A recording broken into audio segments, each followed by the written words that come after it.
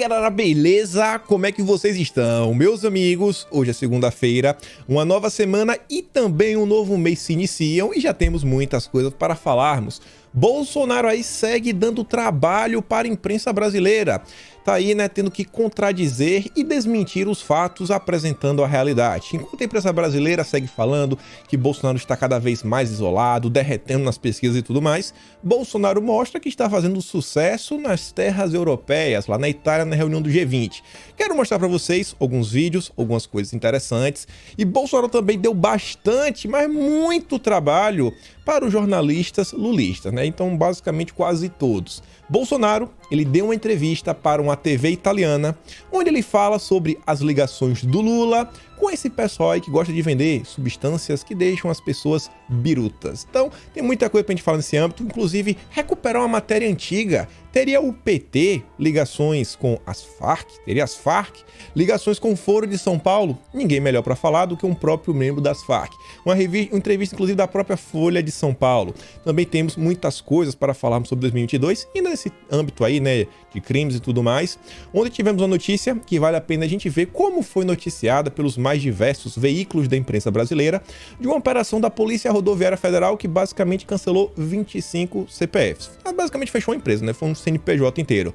E ainda temos algumas pautas aí desse meio cultural, comportamental, sabe? Que estão envolvendo o Brasil. Não é ainda a questão do... Já são desdobramentos da pauta aí do Maurício Souza, jogador de vôlei. Temos até mais uma análise eleitoral para fazer nesse aspecto aí, como andam as redes sociais. E se der tempo, tem um texto pra gente ver no final, que eu achei muito interessante, não pelo conteúdo apenas, mas por quem escreveu esse texto. Mas se não der, a gente comenta amanhã. Mas já vamos começar aqui para ver se dá tempo de falar tudo com o passeio de Bolsonaro pela Itália, né? Comendo uma pizza, visitando lá as nonas italianas. Também tem muito brasileiro morando por lá. E vejam só, começando aqui para uma matéria do G1. Lá vem, né, aquele clássico caso que faltou combinar a narrativa entre os mais diversos locais, entre os mais diversos veículos jornalísticos. Mas antes de falar sobre isso, olha só essa matéria aqui, ó. A Sarita, ela traz aqui o print do G1, que fala o seguinte: Bolsonaro hostiliza repórteres em Roma e segurança agride jornalistas. Segurança de quem? De Bolsonaro? Ele está agredindo jornalistas. O que foi que aconteceu? Correspondente da Globo, Leonardo Monteiro, recebeu soco no estômago e foi empurrado. Acusações graves. A Sarita diz, após a manchete cretina, o próprio G1 confessa que não sabe se Bolsonaro presenciou a confusão ou se os envolvidos eram seguranças ou policiais italianos. No vídeo divulgado por Jamil Chad do UOL, não há qualquer vestígio de Bolsonaro lá na cena e quem aparece é a polícia italiana. E tá lá, após as agressões, o segurança foi embora e seguiu em direção ao presidente. Não é possível saber se Bolsonaro assistiu às agressões, nem identificar se os agressores eram policiais ou seguranças particulares. Amigo, então tá achando ruim? Você reclama lá dos policiais italianos. Você não coloca Bolsonaro, né? Bolsonaro hostiliza repórteres. Cara, que matéria, né? Cara, isso aqui tem um tempo que a gente não usava, né? Fake news. Fake news. A própria matéria se desmente.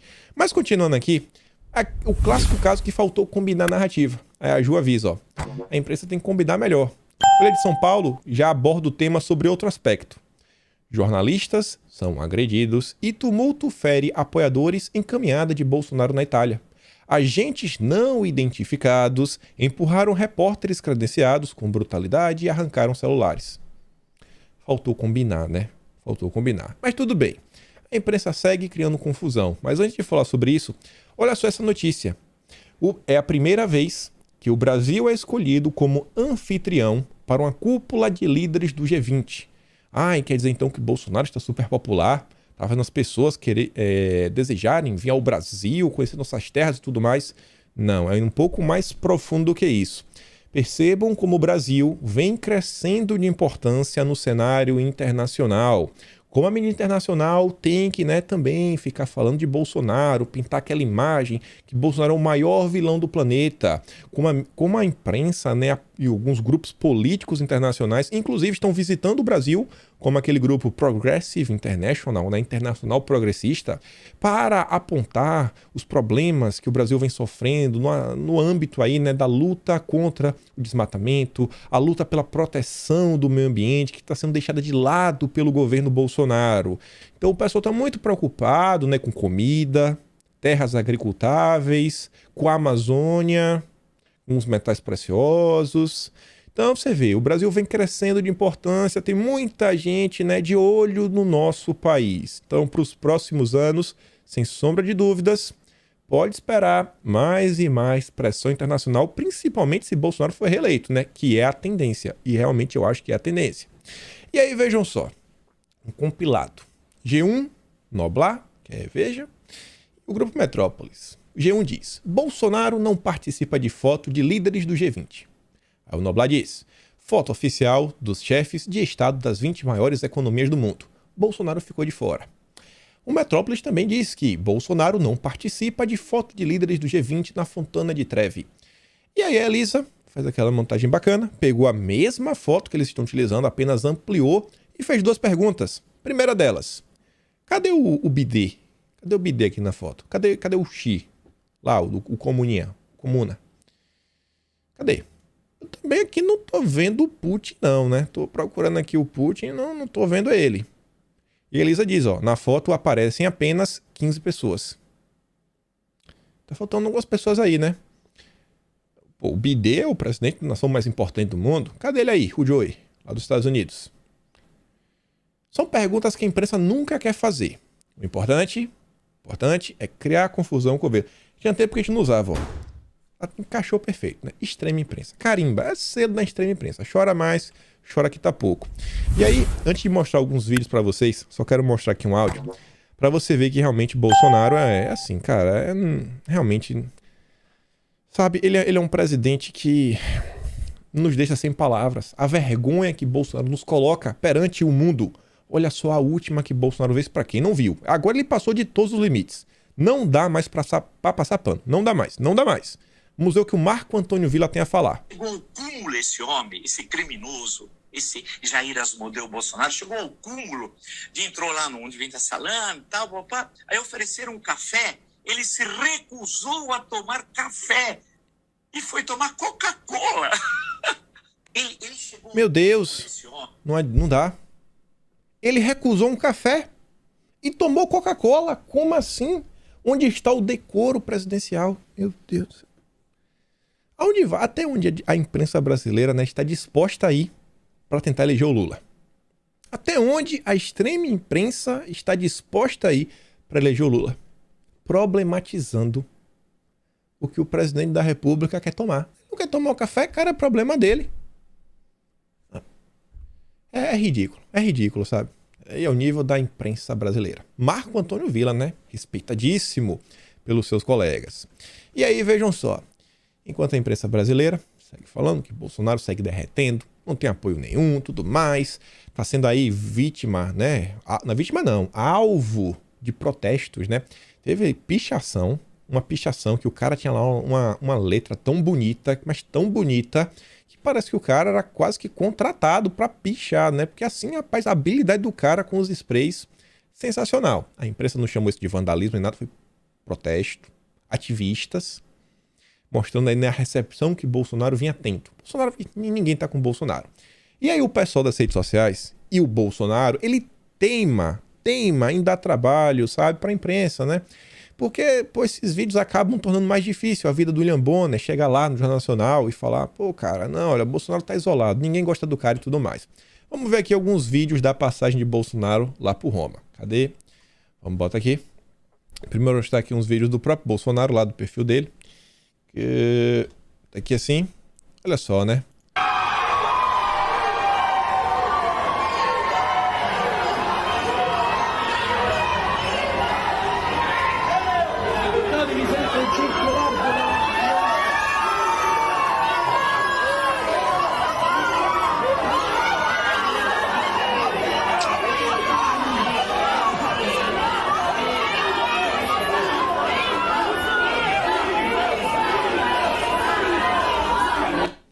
Será que tem algum presidente aí no G20 que consegue causar tanto tumulto quanto Bolsonaro, sabe? Que consegue despertar tantas emoções no povo. Será que tem? Você vê aqui, ó. Ele subiu.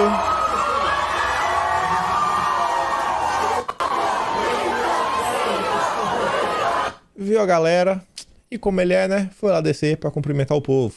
De noite também, mais um vídeo. Aí tem vários vídeos de Bolsonaro andando por Roma. Aqui é só mais um. Pode ver aqui, ó. Outra galera.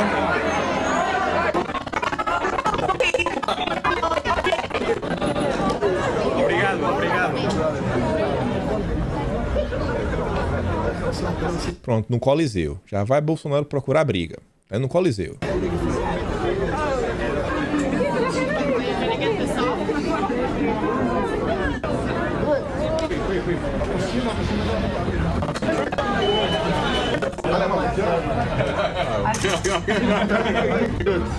O meu, a minha autorização do guia. Bom, saludo a todos.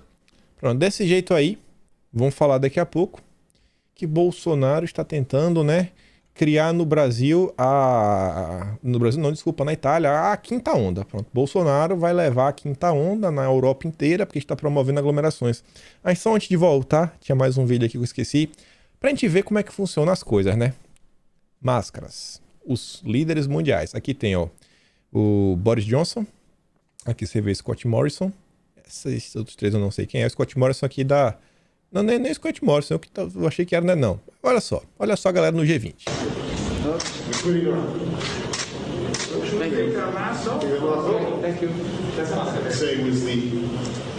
Pronto, bateu a foto. Bateu, pronto. Pode tirar a máscara agora.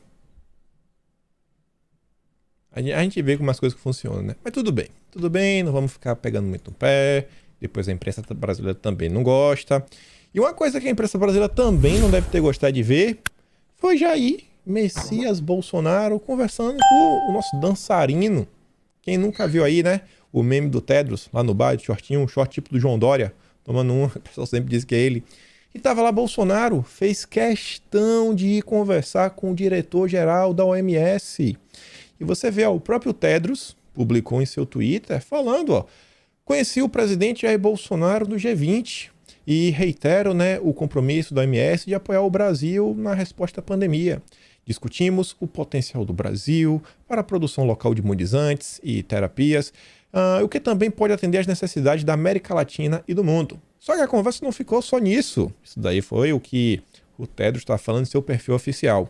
Eu não vou dar play no vídeo, porque eu não sei quão bom vai ficar. E o vídeo você tem que ouvir com calma, porque tem muito barulho ao redor.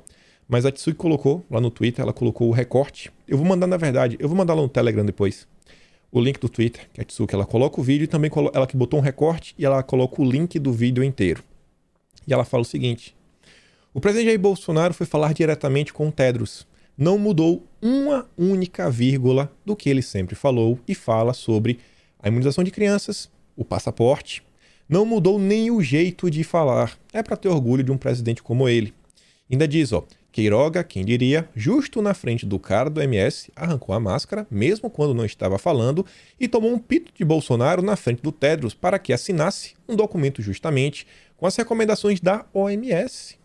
Tedros disse que é contra o passaporte, por ser discriminatório. Aí ela coloca o link do vídeo completo. Pense um pouco antes de sair atacando Bolsonaro. Vou repetir, ele foi falar diretamente com a OMS, ele não mudou uma vírgula de suas falas, nem se calou para agradar o sistema. E mais, ele está contando, no recorte que a Tsukina colocou, ele está falando o contrário do seguinte, ó, pô, lá no Brasil, a Suprema Corte decidiu que são os estados e todo mundo que faz tudo. Deu poder lá para os estados e municípios. Você consegue concordar com isso? O que está acontecendo? Olha a realidade do que está acontecendo no Brasil. E isso, gente, Bolsonaro não devia estar falando apenas pro Tedros. Eu volto a falar a necessidade, que assim, na verdade, não é só necessidade, mas um problema que o governo teve aí durante todos esses 3 anos. Eu não lembro de nenhuma entrevista assim, internacional do governo. Talvez tenha alguma. Mas o governo precisa conversar mais também com o exterior. Bolsonaro é um chefe de Estado. Qualquer jornalista sonharia em entrevistar o presidente da República. E eu tenho certeza que esses veículos internacionais ainda seriam um pouco mais justos do que o Brasil se ele falasse, não, eu quero fazer ao vivo. Tem que ser ao vivo e isso tem que ser na íntegra, senão não faço. O pessoal faria, cara, tem que ter, não pode, sabe, se fechar nesses aspectos. E aí você vê, ó, na Itália, Bolsonaro ataca a CPI. Essa é a manchete. O subtítulo, você vê aqui embaixo, ó, Bolsonaro diz que a CPI da pandemia teve motivação política. Essa CPI saiu em todos os jornais que Bolsonaro era um gênio, um corrupto, basicamente o maior bandido do Brasil, e não teve nenhum contraponto. A única pessoa que eu lembro que o único contraponto dentro da direita foi o Leandro Ruschel, que foi entrevistado pela BBC de Londres, se eu não estou enganado. Então não pode deixar as coisas rolarem dessa forma, porque cada dia que passa, né? Pô, já não basta a pressão nacional, mas todo mundo no exterior também batendo. A verdade tem que ser levada. O contraponto, o outro lado. No Brasil, a gente que está aqui acompanhando todo dia, sabemos, né? Tudo que o presidente tenta fazer, todas as ações, sempre mirando, né, o melhor para os brasileiros, mas a imprensa brasileira, né, normalmente não dá essa repercussão para o exterior, né? Segundo o Globo, é um ataque falar que a CPI tem motivação política. A CPI do Lula não teve motivação política. Falando em narrativas, antes de falar de outra parte da entrevista de Bolsonaro para a TV italiana, onde ele fala do Lula, ontem a gente teve um caso. A Polícia Rodoviária Federal cancelou uma empresa, um CNPJ inteiro. Na verdade, não cancelou a empresa. Eu vi um comentário interessante. Tem um senhor que eu gosto. Senhor assim, ele já é de certa idade, viveu muita coisa na vida, trabalhou aí no continente africano, diversas coisas.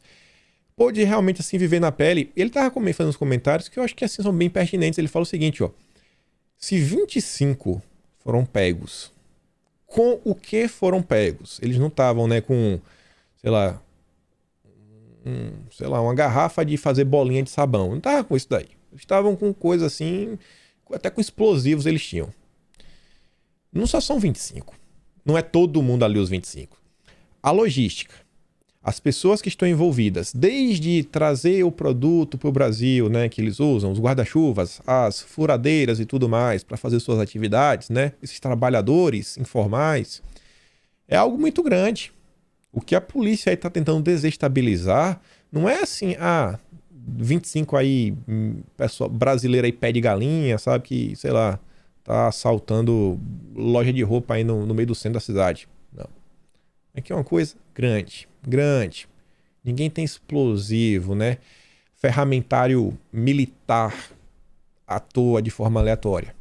Mas mesmo assim, uma coisa que eu creio que deveria ser uma notícia boa, porque, beleza, ninguém é a favor, né, de pessoas perderem suas vidas, mas não elas por elas, nenhum policial perdeu sua vida e acabou por parar pessoas aí que cometem muitas coisas erradas. Mas a esquerda brasileira, a esquerda lulista mais precisamente, a revista Fora, ela não é só de esquerda, ela é da esquerda lulista declaradamente, ela nos brinda com essa matéria.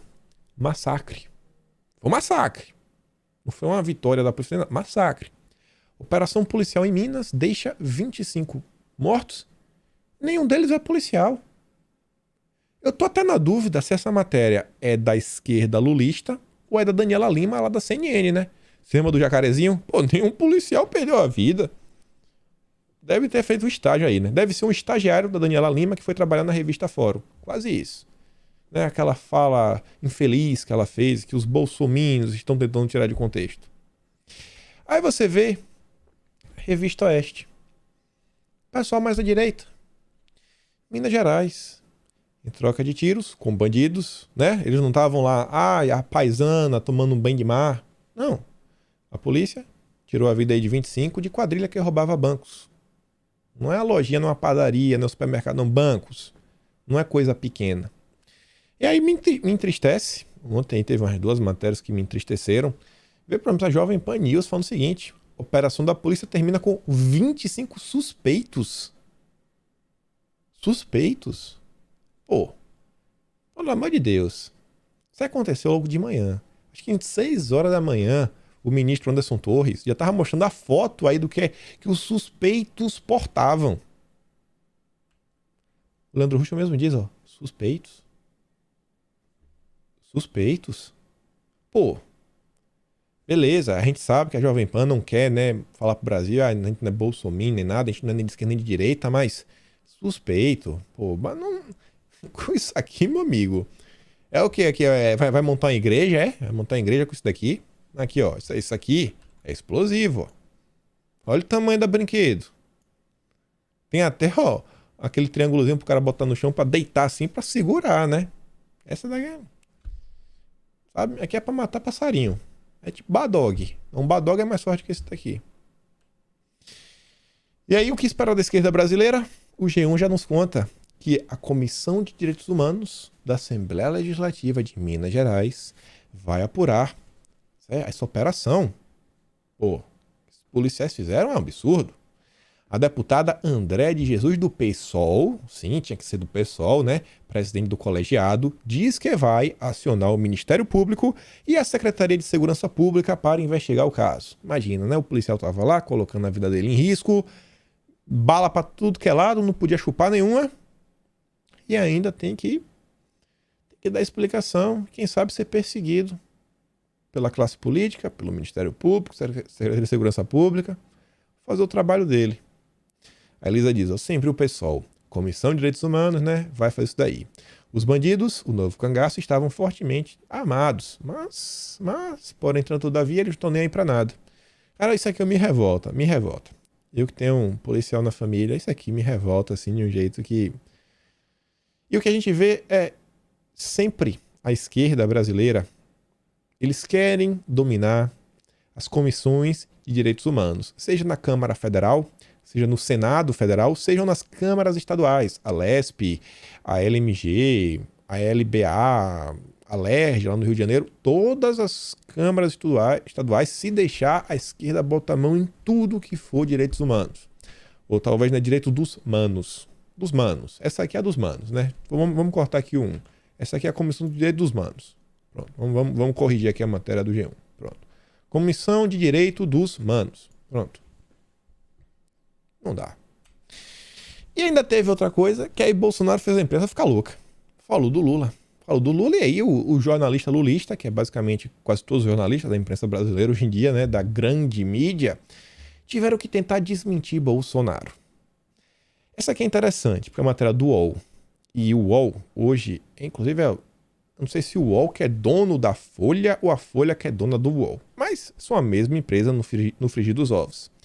E eles falam o seguinte, ó, sem provas, Bolsonaro acusa Lula de elo com o narcotráfico em entrevista. Pô, Bolsonaro, já vai lá falar mal do Molusco. Coitado do Molusco, né? Melhor presidente da história do Brasil. Tirou o Brasil da fome. A Carla Zambelli fala o seguinte, ó. Só porque o Lula é aliado das Farc, isso prova que ele é aliado aí do narcotráfico? Que implicância, rapaz. PS, Raul Reis, disse a Folha de São Paulo em 2003, estamos tentando estabelecer as mesmas relações com Lula que tínhamos antes, quando ele era apenas o candidato do PT à presidência. A gente vai chegar nessa matéria. Vamos chegar lá. Mas antes disso, vamos ver aqui umas coisas, né? A Folha de São Paulo também saiu para defender, não só o UOL, é o mesmo grupo, você vê aqui, ó. É folha.uol, aqui embaixo. Enquanto a imprensa brasileira faz isso, eu fiquei surpreso de ver a Record fazendo uma matéria aí ontem, no Domingo Espetacular, comentando aí sobre os ocorridos que envolvem, né, aqueles últimos documentos revelados pelo pessoal da inteligência do governo venezuelano, mostrando aí os vínculos, como eles financiavam alguns governos na América Latina, e o Lula estava no meio deles. Mas sem provas. Sem prova, não tem prova de nada. Elisa diz, ó, assista aí na íntegra. Aí você vê a Jovem Pan de novo. Bolsonaro associa Lula ao narcotráfico e as Farc em entrevista da italiana. Aí o Técio diz, meu amigo, ó, o Bolsonaro não associou ninguém. Foi o 9 Dedos que se associou. Não é que o Bolsonaro associou, meu amigo, ele já tá conectado.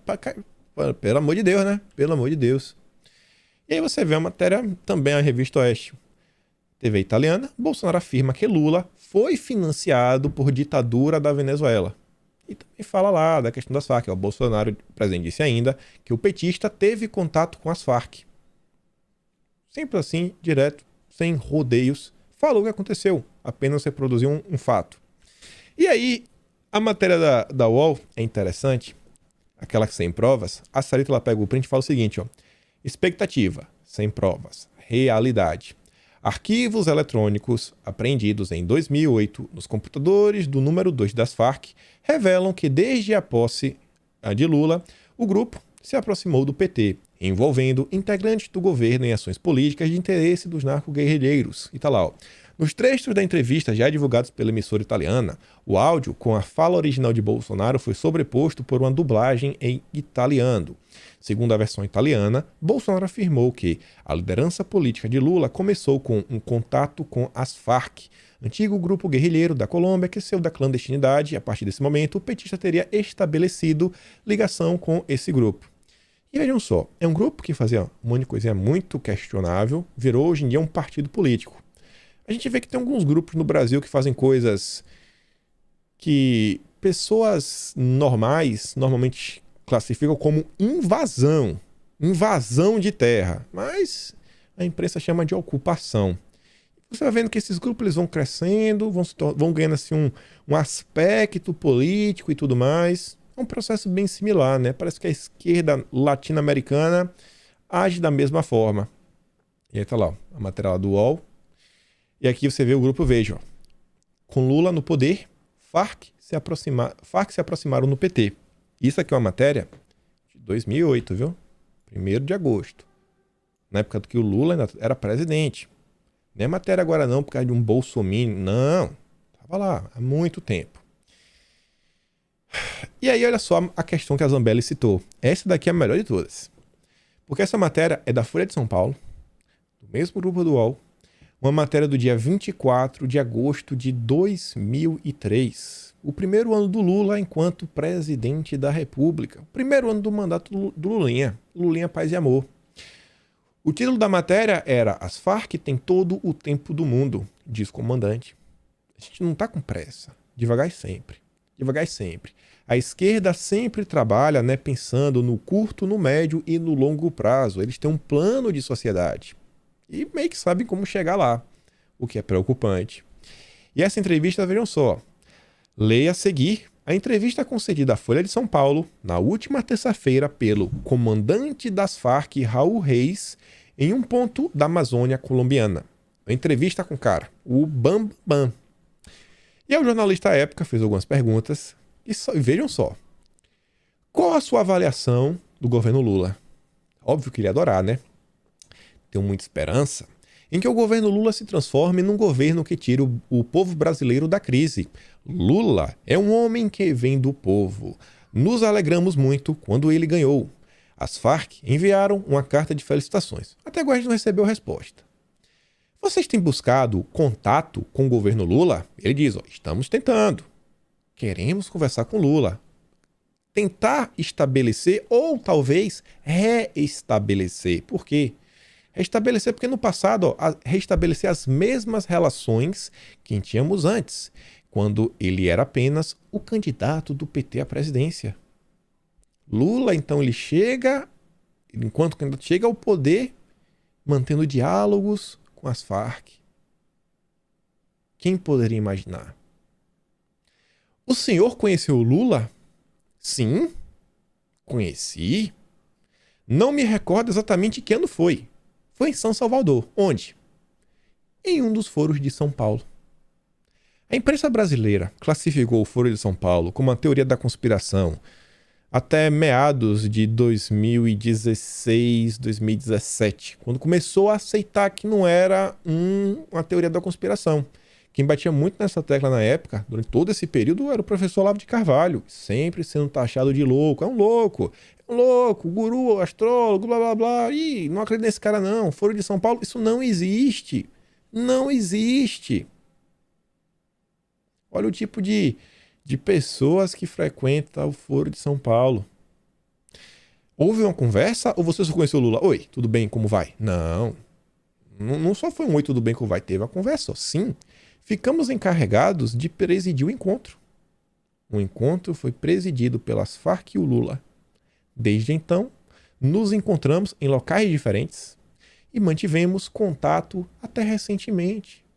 Quando ele se tornou presidente, não podemos mais falar com ele. Então, está com saudade. Está com saudade, Lula. Qual foi a última vez que o senhor falou com Lula? Não lembro exatamente, uns 3 anos, lá nos anos 2000. Olha isso aqui agora também. E aí, lembra logo quem tá falando desses grupos aí que gostam de invadir terras. Fora do governo Lula, quais são os contatos das Farc no Brasil?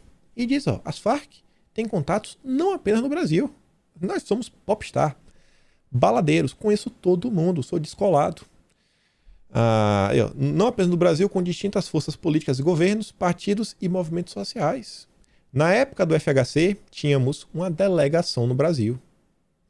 E diz, o senhor pode nomear as mais importantes? Bem, o PT, a gente chama de uma delegação no Brasil, o PT. O PT é a delegação das Farc. E claro, dentro do PT há uma quantidade de forças. Sem terra, então aí até hoje, né? É um movimento que vem se tornando político, daqui a pouco vira um partido político, igual as Farc.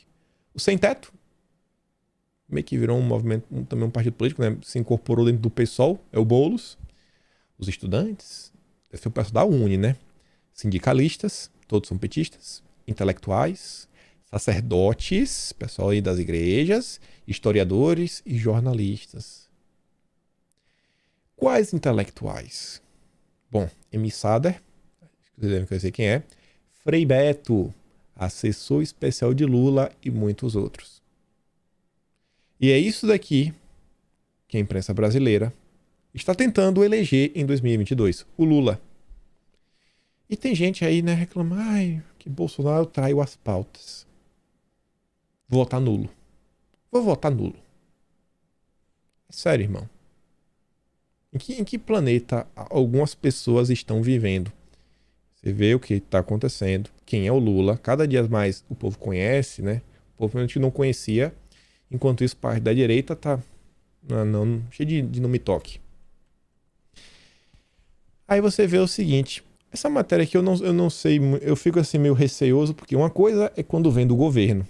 E eu tendo a acreditar que o governo Bolsonaro tende a fazer as coisas sempre com a boa intenção. Pode dar errado, mas tentou fazer com a boa intenção.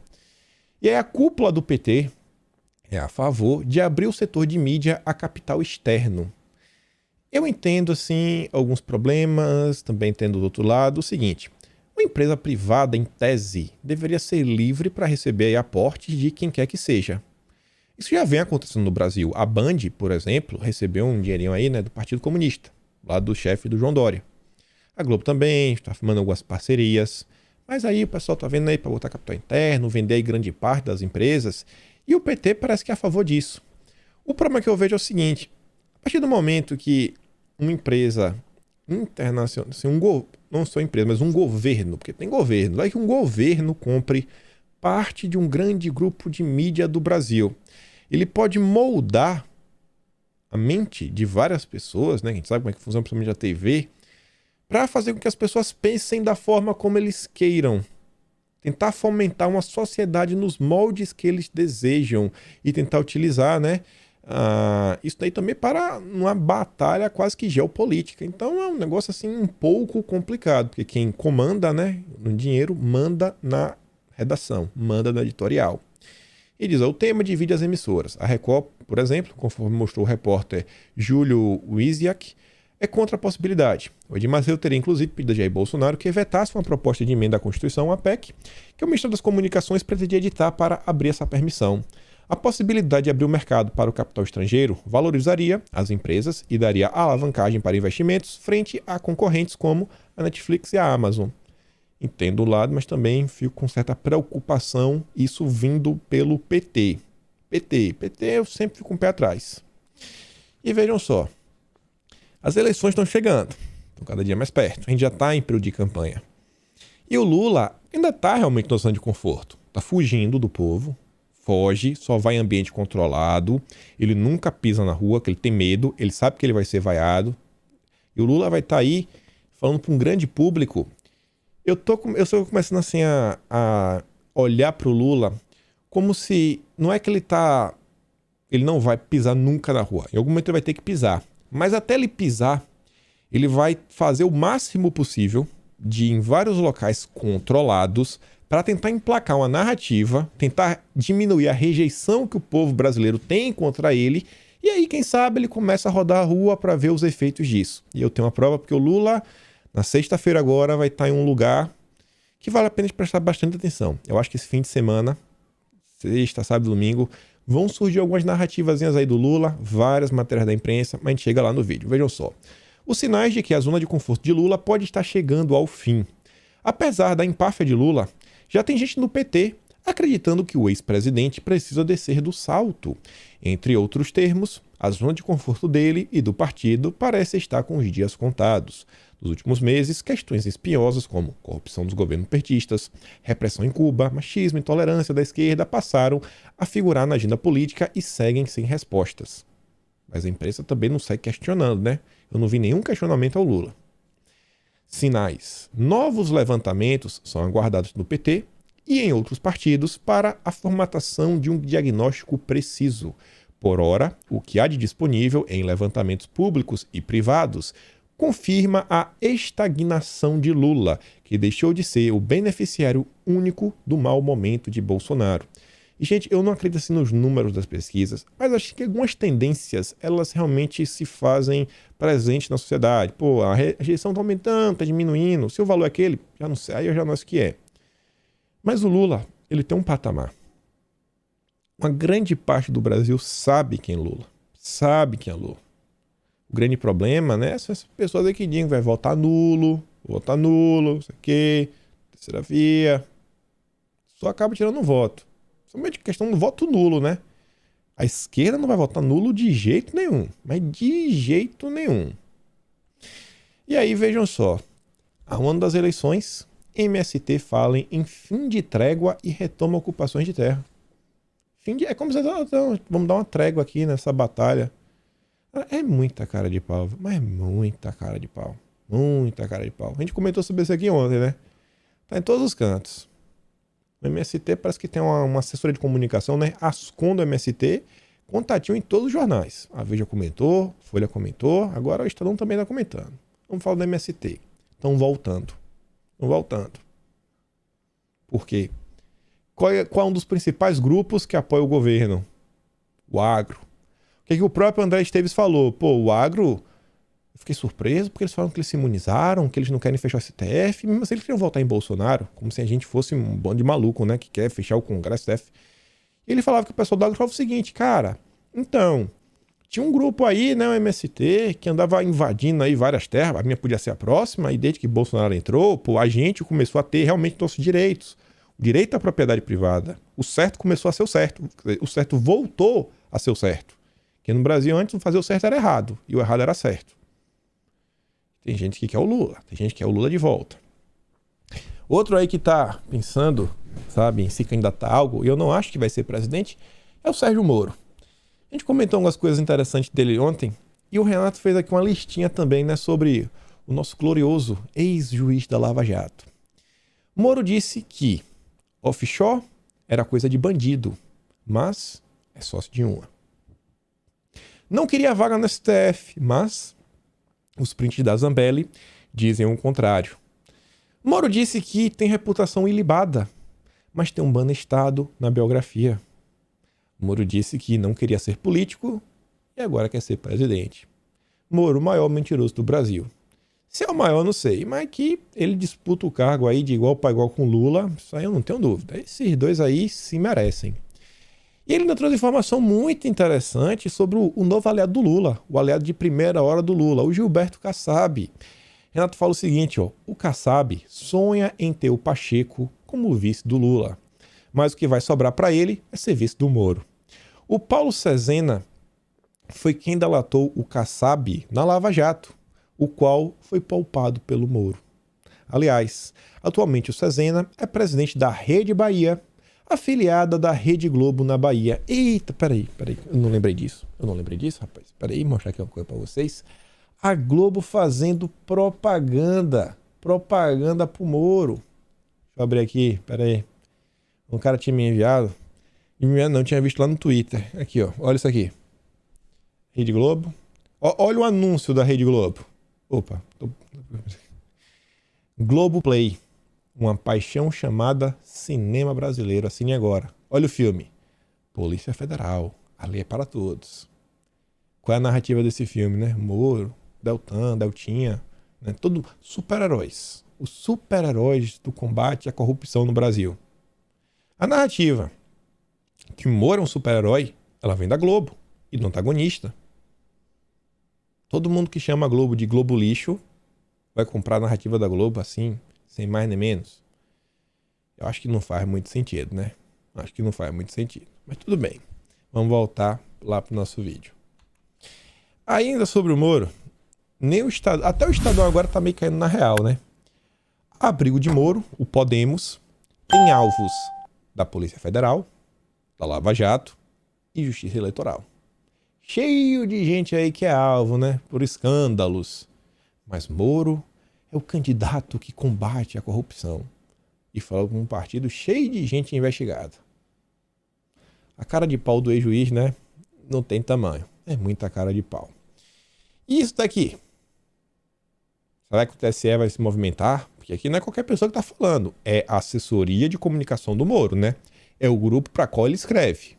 O antagonista também fala, ó, Moro já está em campanha. Meu amigo, a Sarita diz, ó, e aí? Ah, já é? Olha aí, TSE. Vai fazer uma coisa? Vão investigar como estão investigando o Bolsonaro? Como estão falando lá, né? Que aquele uso da TV, Brasil e tudo mais, aí a campanha eleitoral antecipada, porque ele foi falar das urnas eletrônicas. E o Moro? Vai dar uma olhadinha também? Eu acho que não. Aconteceu uma matéria que eu acho que só confirma algumas coisas que a gente vinha comentando, que fala o seguinte, ó. Por entraves regionais, deputados aliados de Bolsonaro podem se dividir entre partidos.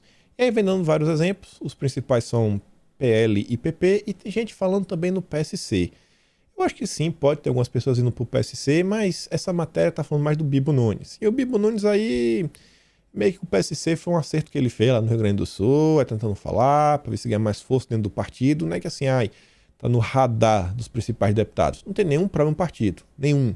Só essa matéria que eu achei assim um pouco meio que tendenciosa, tentar dar uma alegrada assim no PSC.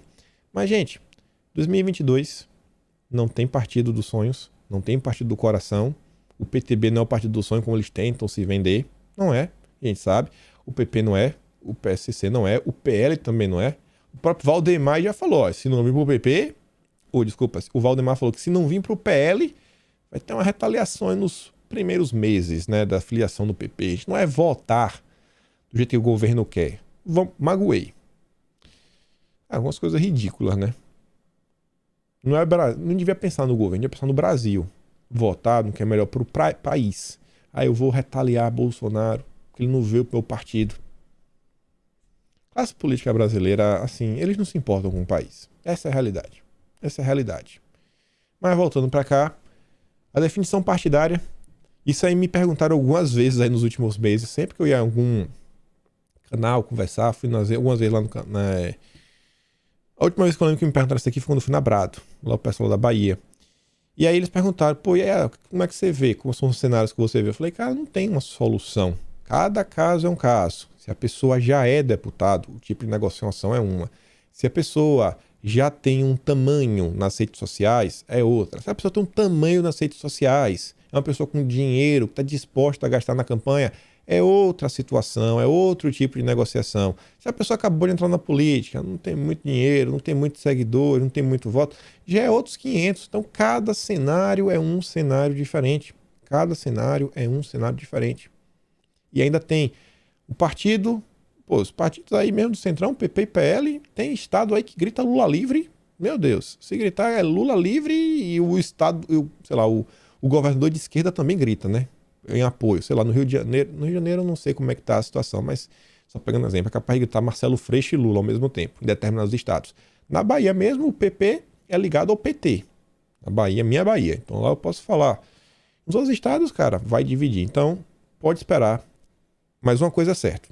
A aliança de Bolsonaro, esses dois partidos aí, PP e PL, podem esperar que vão estar com o presidente a partir de 2023. Nessa aliança aí. Uma coisa que a gente já comentou no passado, a gente comentou acho no primeiro vídeo aí que eu coloquei lá da série Eleições 2022, sobre o Mourão. O Globo só diz, ó, saiba para qual cargo Mourão se movimenta sem muito alarde. Sem alarde, Hamilton Mourão tem se movimentado para ser o candidato ao governo do Rio de Janeiro. Digo para vocês, sem sombra de dúvidas, não vai ter na imprensa. O Mourão, ele recebeu algumas pesquisas de intenções de voto, quantitativas, qualitativas, para diversas posições em estados diferentes. Olhando o cenário atual, os candidatos que nós temos, principalmente no Rio de Janeiro, Mourão aparece muito bem. Ainda mais no Rio, quando o outro lado é o Marcelo Freixo, a gente sabe que ele gosta, né? Defende também. Mourão aí, né, pô, enquanto um general, vendendo aí uma ideia, que isso aí é o que as pessoas comuns que não acompanham a política não têm, que é um cara que entraria para fazer aquele embate, né, em prol da segurança pública. E o Rio de Janeiro, eu acho que na visão da maioria dos brasileiros, é o estado mais perigoso para se morar. Talvez não seja, mas pô, todo mundo, pô, o Rio, né? O Rio que vem no Rio, a gente acredita em tudo. Então Mourão chegaria aí com condições altas. E atualmente, quando a gente vê que a disputa é Cláudio Castro, Marcelo Freixo, Felipe Santa Cruz, eu acho que o Mourão é um bom nome. Tenho certeza que muita gente tem várias críticas ao Mourão, com as pautas e tudo mais, mas olhando o cenário, eu acho que o Mourão seria realmente um bom nome para o Rio de Janeiro, em comparação com os outros que a gente tem. Espero aí que vingue, que dê certo. Eu espero que nós possamos ter um candidato de direita. Pode não ser o candidato perfeito, mas um candidato de direita em cada estado para falar, não, velho, eu votei no cara que eu realmente queria votar. Não precisei votar no menos pior. A gente tem que sair desse ciclo vicioso, né? Sempre votando no menos pior. Sempre votando no menos pior. E um tema que vai estar rondando as eleições é a pauta de costumes. A gente está falando bastante dela nos últimos dias, principalmente por causa do caso do Maurício. E eu quero não falar primeiro do caso do Maurício. Quero falar aqui do pessoal do Flow ainda. Por que eu estou falando tanto do pessoal do Flow? Hoje acho que vai ficar muito claro para muitos de vocês. Mas confia, me dá aqui 7 minutos. O texto fala o seguinte, eu cantei a pedra. Do dia 26 de outubro ele disse o seguinte, ó. A próxima desse pessoal é ir para cima dos teus patrocinadores. Falou lá pro Monark. E eles perderam o patrocínio, inclusive, do iFood. E o interessante disso tudo é que o iFood soltou essa seguinte nota. O propósito do iFood é alimentar o futuro do mundo, promovendo mudanças e impactando positivamente a sociedade. Por isso estamos encerrando a nossa relação comercial com o Flow. Eu achava que o propósito do iFood era entregar comida. Eu achava que era isso. Não alimentar o futuro era só entregar comida, né? A empresa de entrega de comida. Não sabia que era alimentar o futuro do mundo. Mas tudo bem, né? Acreditamos que não é mais possível ser parte de uma sociedade desigual. Por isso repudiamos qualquer tipo de preconceito ou ato de discriminação. A empresa assumiu o compromisso público de ser protagonista na promoção de mudanças urgentes que favorecem a diversidade e a inclusão. Tá bom. Isso daqui foi por causa das falas e questionamentos do Monark em relação à liberdade de expressão. O iFood segue firme nesse propósito e vai continuar promovendo ações internas e externas, incentivando a mudança de comportamento e se posicionando diante de situações que vão contra todo o propósito de diversidade e inclusão da companhia. Isso aqui é aquela coisa que eu me pergunto, né? O que é que as empresas querem incentivando mudança de comportamentos? Quem são as empresas para definir quais são os melhores e os piores comportamentos? Eu acho que tem coisas que, assim, beleza, tem comportamentos que todo mundo concorda que são bons. Mas eu vejo assim algumas coisas que algumas empresas, algumas, não o iFood, tentam pregar que eu fico me perguntando, esse é o comportamento que vocês acham certo? Tem certeza? E aí, com relação a isso, o sócio do Monark, eu nem coloquei aqui, ó. Nem coloquei aqui. Opa, não, ainda não é aqui, foi mal. Peraí.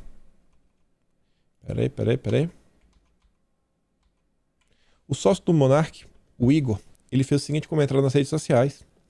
Diversidade empresarial iFood pressupõe pessoas diversas em todas as esferas da empresa. Vocês entraram com 10 brancos numa reunião para chamar a gente de racista. Diversidade somos entregadores, né? Tá de sacanagem. É aquela típica hipocrisia do dia a dia. A gente já sabe. Só quero mostrar para vocês a reação nos comentários. Que aqui que a gente entra na importância e por que eu tô batendo tanto nessa tecla aí dos podcasts. Você vê, ó. Caraca, Igão, até ontem o iFood era top. Agora você vai cuspir no prato igual os caras do Podpah fizeram com vocês. O erro foi do Monark. Eu sei que ele quis dizer outra coisa, mas uma vez dito não pode ser desdito. Porque o cara errou, se tu sabe o que ele quis falar. Se tu sabe o que ele quis falar, porque ele errou. Mexeu no bolso e agora tá preocupado, né? Com os preconceitos da vida. Se tivesse ligando, mandava o Monark pra casa do Chapéu e seguia sozinho. E esse comentário aqui, a maior parte são pessoas que seguem eles. Eles aí, né, são pessoas mais ligadas à esquerda, o isentismo, no máximo o MBL da vida. KKKKK, 2 errados não faz um certo, mas tá firmão. Só reza pro Monark parar de esmurrar a realidade. O Monark tá errado aí, né, com as falas, perguntas sobre liberdade de expressão. Flow de mãos dadas com bolsominions. Próximo convidado, Maurício do Vôlei.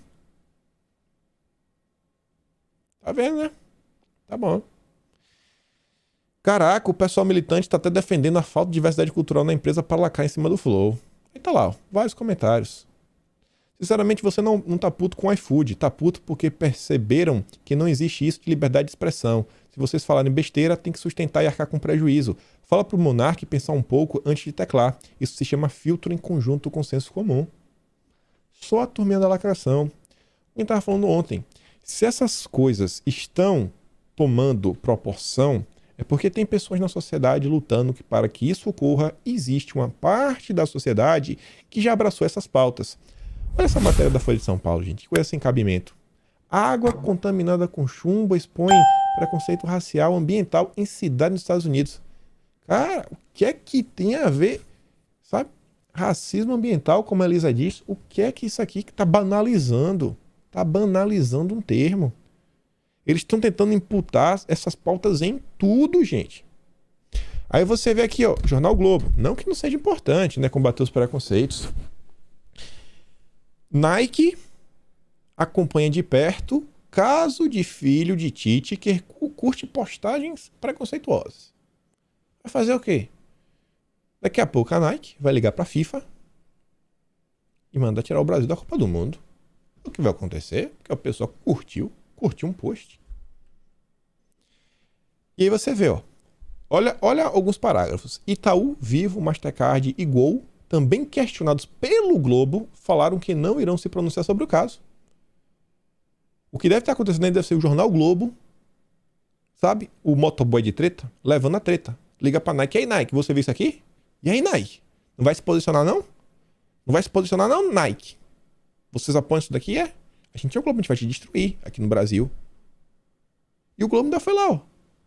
Vê se o Itaú reclama, se a Vivo reclama, se a Mastercard reclama, se a Gol reclama. Porque uma pessoa curtiu uns posts. A reportagem procurou alguns dos principais patrocinadores da CBF e aguarda a resposta. A Globo exige uma medida. Meu amigo, graças a Deus no Brasil não tem guilhotina, que se tivesse, fosse permitido, a Globo aí, assim, já tinha tirado a cabeça de metade dos brasileiros. E aí diz que o cara, né, apareceu como uma das pessoas que tinha curtido lá as postagens do Maurício Souza.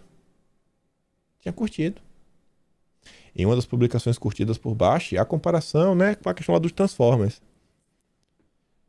E olha a confusão que o Grupo Globo está tentando fazer. A gente vai falar do podcast. Estamos chegando lá. Estamos chegando. Olha essa matéria. Thomas Truman. O que o episódio Maurício ensina sobre a campanha de 2022? E o Thomas Truman faz uma análise bem similar com o que a gente já falou ontem. Ele fala o seguinte, ó. O 70% a 30%, tá cifrão, mas ele escreveu errado, nas redes sociais foi a maior derrota do bolsonarismo no mundo virtual desde 2018. Eu venho falando. Enquanto muita gente tá cansado de lutar, que a luta não leva a gente a lugar nenhum e tudo mais, a esquerda segue lutando, segue crescendo, segue ganhando mais e mais engajamento nas redes sociais. À época, as declarações como a de Maurício, isso lá atrás, 2018, serão esquecidas em 30 minutos. Em setembro de 2018, quando os movimentos feministas organizaram um protesto com o slogan Ele Não, o efeito nas pesquisas foi o aumento das intenções de voto em Bolsonaro. Se cresceu, se isso daí está tomando repercussão por mais de 30 minutos, não é porque a direita também está cruzando os braços, é porque a esquerda está crescendo. O mérito é principalmente da esquerda. Aí fala o seguinte também, ó, no sábado, Eduardo Bolsonaro lançou uma campanha para chegar a 2 milhões de seguidores, o perfil do Maurício, o perfil chegou a 2,1 milhões de seguidores, com apoio ostensivo da eficiente máquina digital bolsonarista, ainda cria narrativa contra a gente. Aí diz o seguinte, ó, Eduardo Bolsonaro comemorou como se fosse uma vitória moral sobre o politicamente correto, mas é um resultado vazio. Maurício segue demitido, vai terminar a carreira na Turquia, a revista em quadrinhos aí do Superman será lançada no Brasil e as imagens da Fiat e da Gerdau melhoraram no episódio. Perante uma parte da sociedade, realmente melhorou. Perante uma parte da sociedade, a imagem deles cresceu. Não sei se são os consumidores. O espírito do tempo mudou. O bolsonarismo segue forte. A gente ainda tem força, especialmente quando combate o que se chama de politicamente correto. Mas o espírito do tempo está mudando, ou seja, a esquerda está crescendo. O apresentador bolsonarista Siqueira Júnior perdeu o programa de TV. Não sei se ele realmente perdeu, ele saiu da Rede TV, eu tô por fora disso aqui, eu nem pesquisei. Aí teve a questão de Bolsonaro, teve as lives retiradas do ar, e fala o seguinte, ó, o bolsonarismo perdeu o poder de intimidação em temas onde tinha empurrado os progressistas contra a parede como comportamento. Isso terá efeito na campanha eleitoral. Com a economia em frangalhos, o discurso dos valores da família será um dos eixos da campanha bolsonarista, como foram as mamadeiras de piriri nas eleições de 2018. Na esteira do caso Maurício, os bolsonaristas voltaram a atacar o PT pelas pautas feministas, o governador Eduardo Leite por ser arco-íris. Não vão parar, mas estão mais fracos. Não sei se a gente só está mais fraco. Eu acho que existiu aí, bem entendo, enfraquecimento da direita nas redes sociais, mas também a esquerda está cada dia mais empenhada. Cada dia mais empenhada. E aí que chegamos no ponto. E aí vocês vão entender porque eu falo tantos podcasts. Teve um dia, no nosso vídeo sobre narrativa, foi aquele vídeo longo, deu 1 hora e 13 minutos.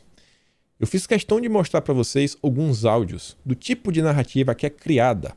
Porque o grande problema desses podcasts, e também pode ser uma das grandes soluções, não é um problema, né? Mas assim, as particularidades, é a melhor palavra. As particularidades dos podcasts são que são entrevistas sem hora para acabar. Pode durar 1 hora, pode durar 8 horas. Tem podcast de 8 horas. Aí, ninguém assiste 8 horas. Eu acho que muita gente não assiste. Mas eles também fazem os cortes das falas em vários momentos. Ou seja, o convidado, na maior parte do tempo, tem todo o tempo do mundo para ele falar e desenvolver as ideias. Não é igual a imprensa, que ele vai lá, fala o que quer e tudo mais, assim, assim, que não fala o que quer aqui. São perguntas curtas, objetivas, ó, tempo contado, irmão, 20 minutos, bora. Não, papo muito mais descontraído, entretenimento, uma fala muito mais jovial e falar com o jovem. Tem gente que falou, você está dando espaço para o Podpah. Eu estou dando espaço? Podpah é o maior podcast do Brasil. Sexta-feira, o Lula tá lá. Quero mostrar para vocês algumas coisas. Primeiro isso daqui, ó. A própria fala de um dos telespectadores, dá pra falar assim? Uma pessoa da audiência, um seguidor. Que bola dentro do Lula escolheu o Podpah para ir. O Podpah atinge um público que é um potencial eleitoral muito forte para ele. A molecada de periferia. No Flow, Lula iria se desgastar tendo que aqueles debates imbecis com o Monark. Com todos os problemas do Monark, ainda é pior. O pessoal daqui é declaradamente de esquerda. E só ver aqui, ó. Se eu estou dando palco, né? Pro Podpah. Se eles precisam do meu palco. Só algumas entrevistas, né? Que fizeram sucesso. MC Kevin, 11 milhões de visualizações. Eu não tenho nenhum vídeo meu com mais de 600 mil visualizações. Acho que não tenho. Júnior Cocielo, 9,3 milhões. Delegado da Cunha, 9,1 milhões. Sidoca, 8,8 milhões de visualizações. Doutora Deolane, 8,5 milhões de visualizações. Tiago Ventura, 6,4. Fora os cortes dessas entrevistas. Fora os cortes.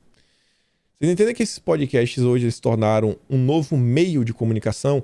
Você tinha no passado a entrevista escrita, a entrevista oral, na rádio, né, inicialmente. Depois você tem a TV, que entrou o elemento do vídeo. E agora tem um novo padrão de entrevista. Que são os podcasts. Isso daqui vai fazer muito impacto aí nas eleições de 2022. Elas serão diferentes das eleições de 2018. E vale ficar de olho. Vamos ver aí, né? Coisa que nem conheço, nem aí, não sei quem são essas pessoas. Vamos ver o impacto das pessoas que grande parte da direita teimam em ridicularizar, achar que não tem nenhuma força, nenhuma importância.